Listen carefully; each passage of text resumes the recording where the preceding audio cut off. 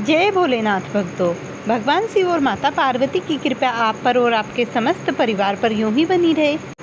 क्या आज तुमने भगवान शिव को प्रसन्न करने का सबसे आसान सा तरीका अपनाया है? आज है श्रावण मास की सबसे पवित्र शिवरात्रि। इस व्रत को करने से भोलेनाथ बहुत जल्दी प्रसन्न हो जाते हैं। महादेव ने कहा है, जो मनुष्य क्रोध में अपनी बुद्धि खो बैठता है वह स्वयं अपने पुण्य को नष्ट करता है। क्रोध वो आग है जो पहले साधक को जलाती है। शिव भक्ति में सबसे पहला नियम है शांत रहना। जो क्रोध को जीत गया वह संसार में भगवान के समीप पहुंच गया। ऐसा ही कुछ किया था राजा दक्ष ने। प्रजापति दक्ष अपनी बुद्धिमत्ता में कुछ चूर थे और उन्होंने ही क्रोध अहंकार वश कुछ ऐसा किया था। आज की इस कथा में आप शिव पार्वती की संपूर्ण कथा सुनिए। श्रावण मास में शिव पार्वती विवाह की इस कथा इस प्रकार है। माता पार्वती ने भगवान शिव को पति के रूप में पाने के लिए श्रावण मास में कठोर तपस्या की। उनकी तपस्या से प्रसन्न होकर भगवान शिव ने उनसे विवाह किया। श्रावण मास में शिव पार्वती कथा।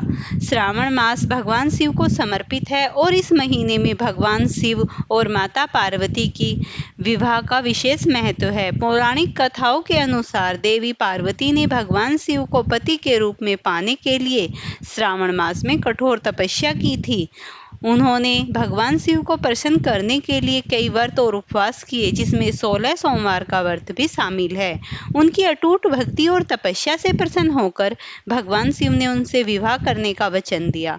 विवाह का दिन महाशिवरात्रि के दिन भगवान शिव और माता पार्वती का विवाह हुआ था।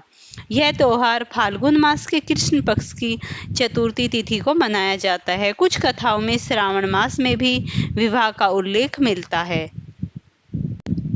पौराणिक कथाओं के अनुसार भगवान शिव और माता पार्वती का विवाह उत्तराखंड के त्रियुणगिरी नारायण मंदिर में हुआ था। यह मंदिर आज इस विवाह का साक्षी माना जाता है। विवाह से पहले सभी देवी देवताओं ने भगवान शिव का श्रृंगार किया और उनका दिव्य रूप देखकर सभी प्रसन्न हुए।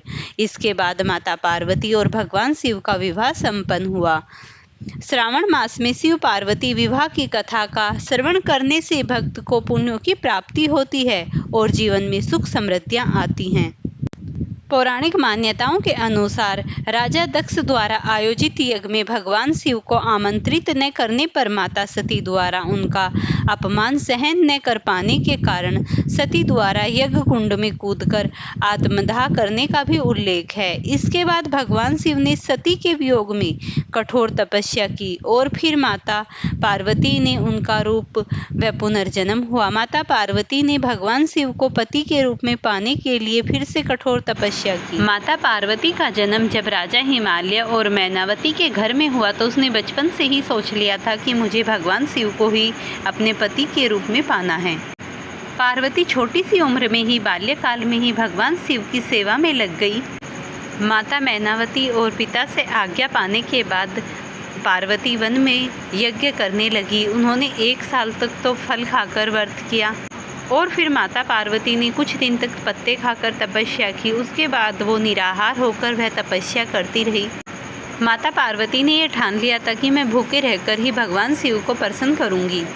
जब माता पार्वती की तपस्या पूरी हो गई तो भगवान शिव ने ठान लिया कि मैं एक ब्राह्मण का वेश बनाकर पार्वती के सम्मुख जाकर उसकी परीक्षा लेता हूँ।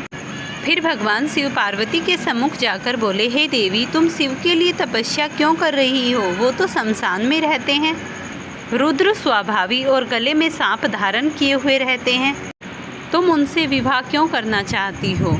जब पार्वती ने ब्राह्मण की बातें सुनी तो वह मुस्कुराई और बोली, मुझे संसार के किसी भी वैभव की जरूरत नहीं है। मैं केवल भगवान शिव को अपने पति रूप में मानती हूँ और मुझे सिर्फ वो ही अपने सर्वेश्वर के रूप में चाहिए।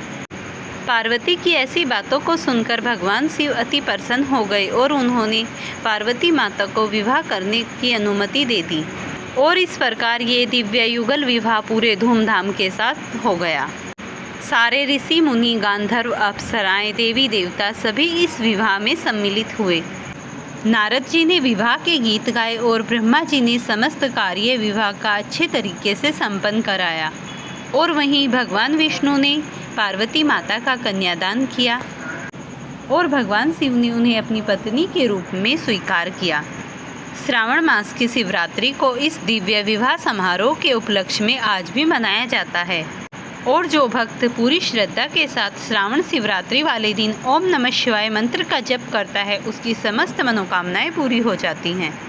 जो इस दिन पूरी श्रद्धा भाव के साथ शिव पार्वती विवाह कथा सुनता है और उसे सुंदर वर वधू प्राप्त होती है, वैवाहिक जीवन में प्रेम व सौभाग्य बना रहता है। इस कथा को पूरी श्रद्धा से सुनने के बाद इस मंत्र का अवश्य जप करें। माता पार्वती के समक्ष बैठकर हर हर महादेव, ओम पार्वती पतिये नमः, ओम पार्वती पतिये नमः। प्रिय भक्तों, इस प्रकार पूरी श्रद्धा के साथ लास्ट तक कथा का आनंद लेते हुए शिवरात्रि पर इस कथा को अवश्य सुनना। शिवरात्रि के दिन इस कथा को सुनने मात्र से ही भोलेनाथ प्रसन्न हो जाते हैं और अपने भक्त की समस्त प्रकार की विपत्ति हर देते हैं और उनकी सभी मनोकामनाएं पूरी कर देते हैं।